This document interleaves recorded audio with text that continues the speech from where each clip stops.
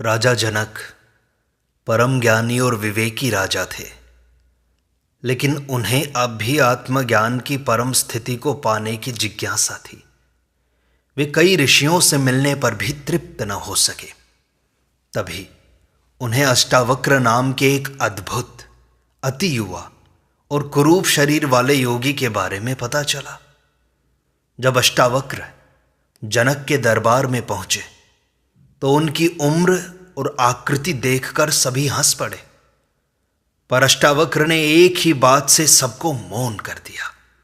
उन्होंने कहा, राजा, ये शरीर नहीं, आत्मा है जो केवल सत्य है, और शरीर देखकर हंसने वाले अभी भी बाहरी संसार में उलझे पड़े हैं। राजा जनक ने उनकी बातों को तुरंत पहचान लिया और उनसे निवेदन किया, हे मुनिवर, कृपा करके मुझे वह ज्ञान दें जिससे मैं अभी और यहीं मुक्त हो जाऊं। तब अष्टावक्र ने राजा को आत्मा, माया, ज्ञान और मुक्ति के रहस्यों को सीधे, स्पष्ट और चमत्कारी ढंग से बताना शुरू किया। यही संवाद है अष्टावक्र गीता। आज हम अष्टावक्र गीता के पहले अध्याय की शिक्षाओं को नए ढंग से प्रस्तुत करने जा रहे हैं। आशा करते हैं आप सबके लिए यह उपयोगी होगा। राजा जनक को अष्टावक्र कहते हैं कि आत्मज्ञान की सच्ची खोज जब भीतर से उठे तभी वह प्रभावी होती है। जब साधक के भीतर से यह तीव्र जिज्ञासा उठती है कि मैं कौन हूं, तभी आत्मबोध की शुरुआत होती है। मुक्ति कोई बाहरी उपलब्धि नहीं है, बल्कि यह तो भीतरी विस्फोट है जो तभी होता है जब तू जानना चाहता है, न जानकारी के लिए बल्कि अस्तित्व को छूने के लिए। जनक जैसे ज्ञानी राजा भी जब भीतर की बेचैनी में तपते हैं तभी वे गुरु की शरण में जाते हैं। यही जिज्ञासा साधना को दिशा देती है। जब प्रश्न भीतर से उठता है तो उत्तर भी भीतर से ही प्रकट होता है। केवल पढ़ने, सुनने या शास्त्र जानने से कुछ नहीं होता। सच्ची साधना तभी आरंभ होती है जब भीतर से यह स्वीकार हो कि मैं अज्ञानी हूं और जानना चाहता हूं। यही आत्म जिज्ञासा मुक्ति का बीज है। शरीर से अलग होकर चैतन्य में ठहर जाना ही मुक्ति है। अष्टावक्र कहते हैं, तू कुछ भी कर, पर यदि अपने को शरीर मानता रहेगा तो तेरा यह बंधन बना रहेगा। शरीर केवल एक साधन है, साधक नहीं है। जब तू यह जानकर स्थिर होता है कि मैं शरीर नहीं हूं, मैं देखने वाला हूं, तब भीतर एक अद्भुत विश्रांति आती है। सारी साधना इस एक अनुभव में टिकने का अभ्यास है। तू यदि चैतन्य में टिक जाए तो ना तू दुखी होता है, ना ही सुख में डूबता है। सब कुछ होता है पर तू अप्रभावित रहता है। मुक्ति किसी अन्य ग्रह पर नहीं है, यही है, इसी क्षण हो सकती है जब तू साक्षी में ठहर जाएगा। यही साक्षी भाव ध्यान का मूल है। कर्तापन की भावना ही संसार का सबसे बड़ा जाल है। हे जनक, जब तक तू सोचता है कि मैं ही सब कुछ कर रहा हूं, तू प्रत्येक कर्म से बंध जाता है। कर्तापन में ही गर्व है, चिंता, पछतावा और लालच, ये सब विकार जन्म लेते हैं। तू जब खुद को कर्ता मानता है तो हर परिणाम तुझे झटका देता है। अच्छा हो तो अहंकार, बुरा हो तो दुख। लेकिन जब तू जानता है कि शरीर, मन और संसार ही केवल उपकरण हैं और तू तो मात्र साक्षी है, तब तू कर्म करते हुए भी अकर्ता बना रहता है। यही अवस्था कर्मयोग से भी गहन है, जहां करने वाला मिट गया। कर्तापन का त्याग ही आध्यात्मिक उड़ान की शुरुआत है। तू करने से मुक्त हुआ तो हर कर्म स्वतः शांत हो जाता है। यह समझने की बात है कि भोक्तापन से आसक्ति जन्म लेती है और आसक्ति से जन्म लेता है बंधन। जो सोचता है कि मैं ही सुख और दुख का भोग करता हूं, वह उनकी पकड़ में आ जाता है। सुख को पकड़ना और दुख से भागना ही संसार का माया जाल है। जब तक तू यह मानता है कि मुझे भोगना है, तब तक तू उन अनुभवों से बंधा रहेगा। असली साधना यह जानना है कि सुख दुख, लाभ हानि ये आते जाते मेहमान हैं। तू उनका मेजबान नहीं है। तू सिर्फ अनुभवों का साक्षी है। न उनसे जुड़ा, न उनसे घृणा करता है। तू सबसे अलग है। जब यह समझ भीतर जम जाती है, तब तू पूर्ण शांति में ठहरता है। भोक्ता बनते ही तू कमजोर हो जाता है। साक्षी बनते ही तू अचल, निडर, निर्भय हो जाता है। यही निर्विकार की अवस्था है और यही वैराग्य की असली पहचान है। तू शुद्ध साक्षी है, न करता है न भोगता है। जनक संसार एक रंगमंच है। शरीर, मन और इंद्रियां उसमें किरदार हैं। तो वह दर्शक है जो सब देख रहा है, पर किसी से जुड़ा नहीं है। तू कोई भूमिका नहीं निभा रहा, तू तो केवल उपस्थित है। जब तू साक्षी भाव में ठहरता है, तो कोई भी घटना तुझे भीतर से हिला नहीं सकती। दुख और सुख आते हैं, पर तू उनकी गहराई में नहीं उतरता। तू उनकी लहरों को देखता है बस। यही साक्षी भाव ध्यान का मूल है। यही योग है, यही मुक्ति है। तू न कोई काम कर रहा है, न किसी फल को भोग रहा है। तू तो केवल हो रहा है। इस अनुभूति में रहना ही अमृत का पान करना है। जब तू जानता है कि तू स्वतंत्र है, तो तुझे कोई बांध नहीं सकता। बंधनों की जड़ अज्ञान में है। हम खुद को बंधा हुआ मानते हैं, इसलिए बंध जाते हैं। पर जिस क्षण तू अनुभव करता है कि मैं तो पहले से ही मुक्त हूं, उसी क्षण बंधन टूट जाते हैं। यह मुक्ति किसी साधना की अंतिम उपलब्धि नहीं है, बल्कि तेरा मौलिक स्वरूप है। अज्ञान के पर्दे हटते ही यह स्वतः दिखने लगता है।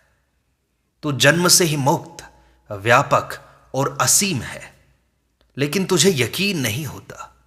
यही विश्वास, यही जागरूकता तुझे भीतर से खोल देती है। तू अब बाहर कुछ पाने नहीं जाता, सब कुछ भीतर घटता है।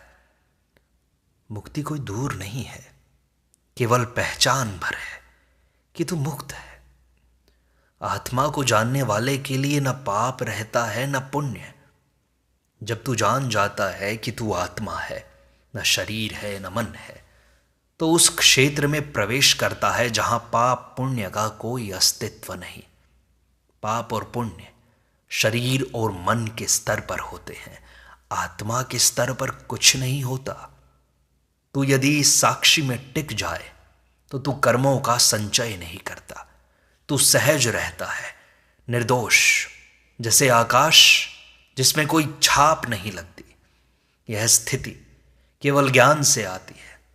जब तू जानता है कि तू न करता है न भोगता, तब न तुझे कुछ जोड़ना पड़ता है न कुछ छोड़ना पड़ता है। सब कुछ अपने आप होता है और तू केवल देखता है। यही निष्कलंक अवस्था है, यही परम निर्वाण है। अष्टावक्र कहते हैं, तू निर्लेप है, शांत है, प्रकाश स्वरूप है। इसे पहचान। तू जो भीतर है, वह न केवल क्रोध करता है, न डरता है, न आकर्षित होता है। वह एक शांत निष्कलंक आकाश की तरह है, जिसमें बादल आते हैं पर टिकते नहीं। तेरी वास्तविकता शुद्ध चैतन्य है, जो शरीर, मन, इंद्रियां, यहां तक कि विचारों से भी परे है। जैसे सूरज की किरणें मिट्टी से नहीं डरती, वैसे ही तू संसार के संपर्क से अशुद्ध नहीं होता। जब तक तू यह भूलता है, तू दुखों के साथ चिपक जाता है। पर जैसे ही तू अपने तेजस्वी स्वरूप को पहचानता है, एक आनंदमय विरक्ति तेरे अंदर जन्म लेती है। यही आत्मबोध की पहली चमक है। मैं शुद्ध हूं, मैं स्वतंत्र हूं। इसमें ठहरने का अभ्यास ही साधना है। साक्षी भाव में टिके रहने से ही सत्य का दर्शन होता है। बाहर की घटनाएं बदलती रहती हैं, लेकिन जो उन्हें देख रहा है वह कभी नहीं बदलता। यह देखने वाला ही तेरा असली स्वरूप है, जो जन्म, मरण, हानि, लाभ से अछूता है। जब तू हर अनुभव, अच्छा हो या बुरा हो, उसको केवल देखता है और प्रतिक्रिया नहीं करता, तब तू साक्षी होता है। साक्षी बनकर देखने का अर्थ है बिना हस्तक्षेप, बिना चाह, केवल उपस्थित होना। जैसे दर्पण सब कुछ दिखाता है पर कुछ पकड़ता नहीं है, वैसे ही बन जा जनक। केवल दर्पण बन जा। सत्य सामने है पर तू उसमें उलझा है। तू अलग हो जा और देख उस सत्य को। यही दृष्टा बनना आत्मदर्शन की कुंजी है। साक्षी भाव से ही तू स्वयं को पहचानता है और फिर सारे प्रयास गिर जाते हैं। जो मैं में टिक गया वही समत्व को पा गया। मैं का अर्थ यहां अहंकार नहीं है, बल्कि मौलिक अस्तित्व है, जो हमेशा था, है और रहेगा। जब तू बाहरी चीजों से हटकर भीतर के मौन मैं हूं में टिक जाता है, तो तू असंग हो जाता है। इस टिकाव में तू ना तो प्रशंसा से फूलता है, ना ही अपमान से टूटता है। समता का अर्थ है भीतर से न डोलना, चाहे बाहर कुछ भी हो। तू सहज, समभाव, केवल आत्मस्थित व्यक्ति में स्थित होता है। तू किसी के साथ नहीं, तू किसी के विरुद्ध भी नहीं है जनक। तू बस अपने में ठहरा हुआ है। यह अवस्था बड़ी शांति से, बड़े मौन से आ जाती है और पूरे जीवन को रूपांतरित कर देती है। जब तू जान लेता है कि सब भ्रम है, तब तू मुक्त हो जाता है। संसार जैसा दिखता है वैसा है नहीं। यह केवल मन की कल्पनाओं से बना हुआ सपना है। धन, प्रतिष्ठा, रिश्ते, भय, क्रोध, ये सब मन के खेल हैं जिनसे तू उलझा हुआ है। जब तू जानता है कि ये सब क्षणिक हैं, बदलने वाले हैं और तुझे इनमें कुछ भी स्थायी नहीं मिलेगा, तो तू अलग हो जाता है। यह जागरण ही मुक्ति की शुरुआत है। अब तू ना तो किसी चीज के पीछे भागता है, न किसी से डरता है। तू जैसे अपने सपने से जाग गया हो और अब सिर्फ मौन साक्षी बचा हो। यही दृष्टिकोण तुझे बंधन से परे ले जाता है। भ्रम का टूटना ही विवेक का जन्म है। हे जनक, आत्मा के बोध के बाद कोई संदेह नहीं बचता। जब तू अनुभव से जान लेता है कि मैं आत्मा हूं, तो तर्क, द्वंद्व, शास्त्रों की जरूरत नहीं रह जाती। अब तू किसी प्रमाण पर निर्भर नहीं रहता। तेरा होना ही प्रमाण बन जाता है। तू जो जानता है वह किताबों या उपदेशों से नहीं, बल्कि अपने मौन और साक्षी भाव से जानता है।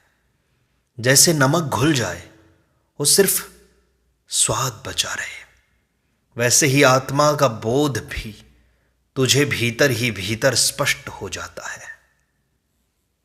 इसमें कोई भ्रम नहीं है, कोई दूसरा विकल्प नहीं है। तू स्थिर हो जाता है, प्रश्नहीन, संघर्षहीन, परिपूर्ण। यही ज्ञान की पूर्णता है जो इस बोध में है। वह न हिलता है न डोलता है। मन की तरंगे ही तुझे संसार से जोड़ती हैं। संसार में जो कुछ भी आकर्षक है या कष्टदायक है वो सब कुछ तेरे मन के ही कारण है। मन ही आसक्ति बनाता है, भय को रचता है और अपेक्षाएं करता है। यदि तू मन को देख सके और उससे अलग हो सके तो तुझे गहरा मौन मिलेगा। जब तू मन की तरंगों को देखकर शांत बैठता है तो अपने आप ये मन की सारी आशाएं गिरने लगती हैं।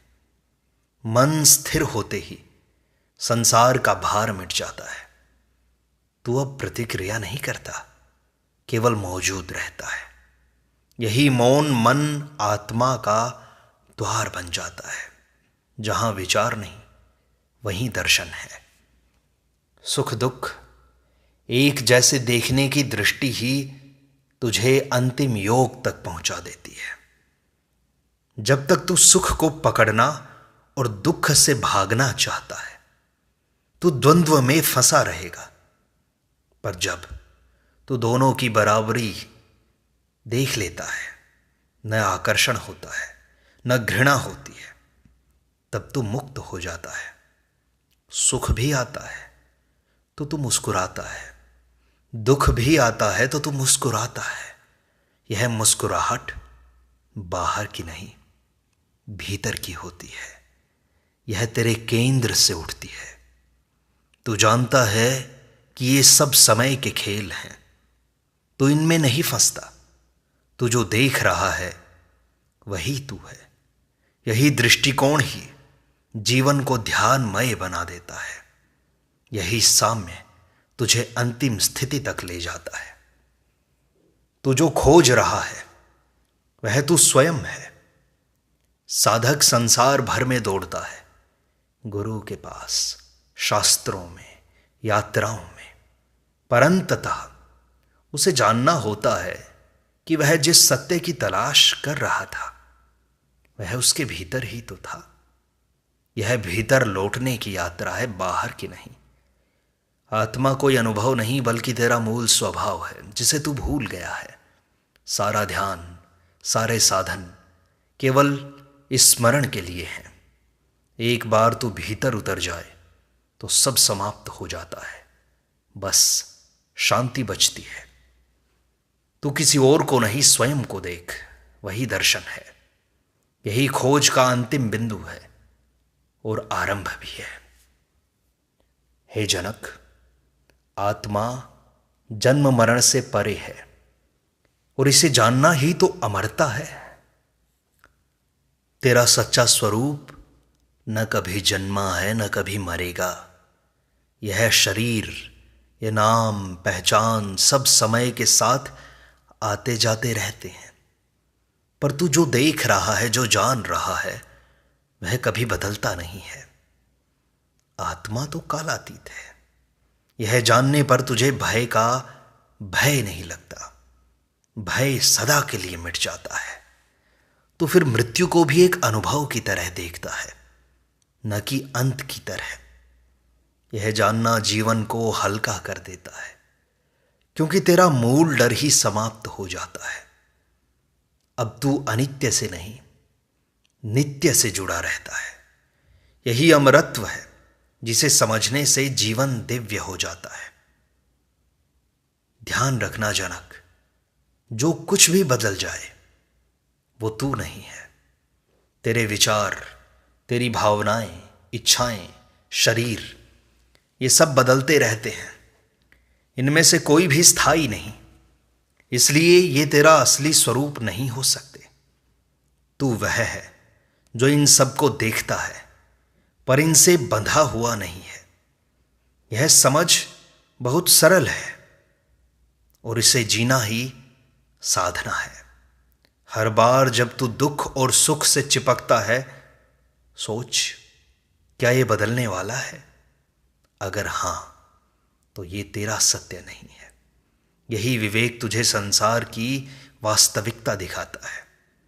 बदलने वाले से विरक्त हो जाना ही तुझे शाश्वत से जोड़ता है। चेतना ही तेरा मूल है जनक, वही तू है। तू कोई विचार नहीं, भावना नहीं, स्मृति नहीं, तू केवल जागृत चेतना है। जैसे दीपक स्वयं जलता है और सब कुछ दिखाता है, वैसे ही तू स्वयं में जागृत है। जब तू इस चेतना से जुड़ता है तो जीवन में एक ठहराव आता है। फिर तू जानता है कि क्रियाएं हो रही हैं पर करने वाला कोई नहीं।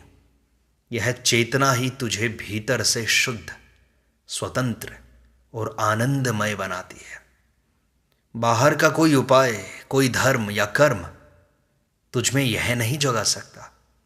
केवल ध्यान और आत्मदृष्टि से तू इसे जान सकता है। यही आत्मचेतना है जिसकी याद ही मुक्ति है। संसार केवल तेरी दृष्टि की ही भ्रांति है। जैसे मृग तृष्णा में पानी दिखाई देता है पर होता नहीं, वैसे ही संसार दिखता है पर सत्य नहीं है। यह तेरे मन की वासनाओं, स्मृतियों और इच्छाओं की रचना है। तू जैसे ही अपनी दृष्टि को साफ करता है, संसार का मोह गिरने लगता है जनक। तू जानता है सब कुछ चलता है, बदलता है, मिटता है, इसलिए इसमें कुछ भी पकड़ने लायक नहीं है। यह जागृति तेरे मन को हल्का कर देती है। अब तू भोग या त्याग में नहीं बल्कि सहज उपस्थिति में रहता है। संसार को मिथ्या जानकर तो उससे भागता नहीं बल्कि निर्लिप्त होता है। यह निर्लिप्तता ही मोक्ष का प्रवेश द्वार है। जो भीतर है वही बाहर शांति ला सकता है। शांति बाहर से नहीं आती, वह तेरे भीतर के केंद्र से उठती है। जब तू संसार की प्रत्येक हलचल को देखे और खुद स्थिर रहे, तब तू असली शांति को जानता है। यह स्थिरता ध्यान से नहीं बल्कि साक्षी भाव से आती है। बाहर के तूफान तो तब भी उठेंगे, लेकिन तू उस केंद्र में विश्राम करता रहेगा। यह केंद्र ही आत्मा है, जो न डगमगाता है न प्रतिक्रिया करता है। जब तू इसमें टिकता है तो तेरा जीवन ही शांति का स्रोत बन जाता है। तब तुझे कुछ करना नहीं पड़ता, तेरी उपस्थिति ही शांत करती है। यही स्थिरता साधना का फल है। आत्मज्ञानी व्यक्ति स्वभाव से ही निर्लिप्त होता है। वह न संसार को स्वीकारता है न नकारता है, बस देखता है। उसकी दृष्टि वस्तुओं में नहीं, उनके पार है। वह संबंधों को निभाता है लेकिन उनसे बंधता नहीं। उसका जीवन साक्षी भाव से प्रेरित होता है। वह बाहर में जीते हुए भी भीतर मुक्त रहता है। उसे कुछ पाना या खोना नहीं है, क्योंकि वह जानता है कि कुछ भी उसका नहीं है। यह स्वाभाविक वैराग्य है, न पीड़ा से न घृणा से उत्पन्न, बल्कि यह तो बोध से उपजा है। यह नीरस नहीं है जनक, बल्कि आनंद से भरा होता है। ऐसा साधक स्वभाव से ही अलिप्त और पूर्ण होता है। जो मुक्त है वह कहीं नहीं जाता, वह बस होता है। मुक्ति कोई मंजिल नहीं है बल्कि दृष्टिकोण है। जब तू चाहता ही नहीं, कुछ करता ही नहीं, डरता ही नहीं, तो तू मुक्त है। मुक्त व्यक्ति को संसार से भागना नहीं पड़ता, क्योंकि उसे बंधन दिखते ही नहीं। वह क्रिया करता है पर कहता हुआ भी नहीं करता, बस घटनाएं घटती रहती हैं।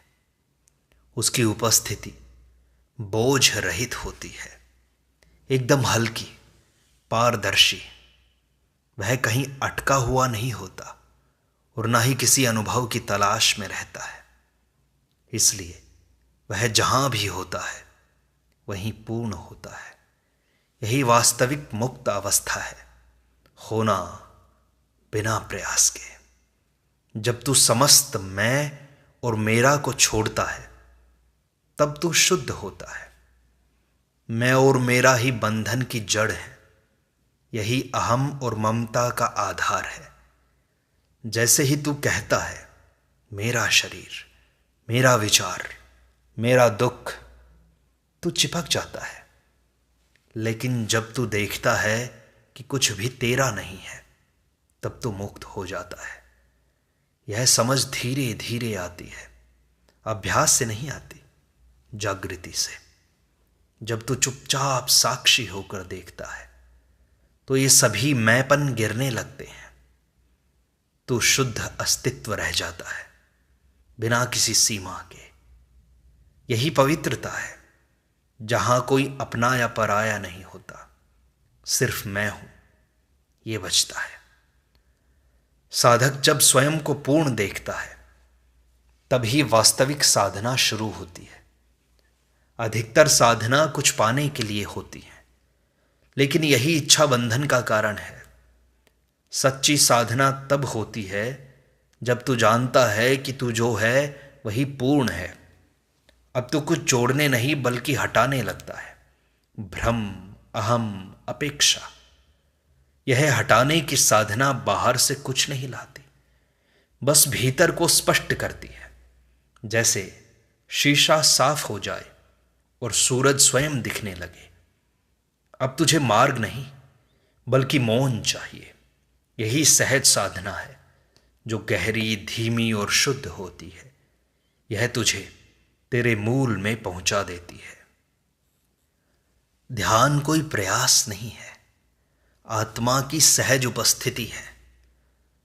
जब तू भीतर मौन हो जाता है, न कुछ सोच रहा होता है, न कुछ चाह रहा होता है, वही ध्यान है। ध्यान कोई तकनीक नहीं बल्कि वह मौन है जो तेरे मूल से उपजता है। यह तब घटता है जब तू स्वयं में विश्राम करता है। कोई धुन नहीं, कोई शब्द नहीं, सिर्फ एक मौन जागरण। जब तू बाहर से हटकर भीतर टिकता है, ध्यान अपने आप प्रकट होता है। यह ध्यान तुझे अपने आत्म स्वरूप में ले जाता है। फिर तू बाहर दिखता है लेकिन भीतर तू खोया नहीं, जागा होता है। यही ध्यान है। मुक्त आत्मा यही है और यही ध्यान मुक्त आत्मा का सहज गुण है। इस प्रकार अष्टावक्र गीता के पहले अध्याय का सार यहीं समाप्त होता है। शेष अगले अंक में।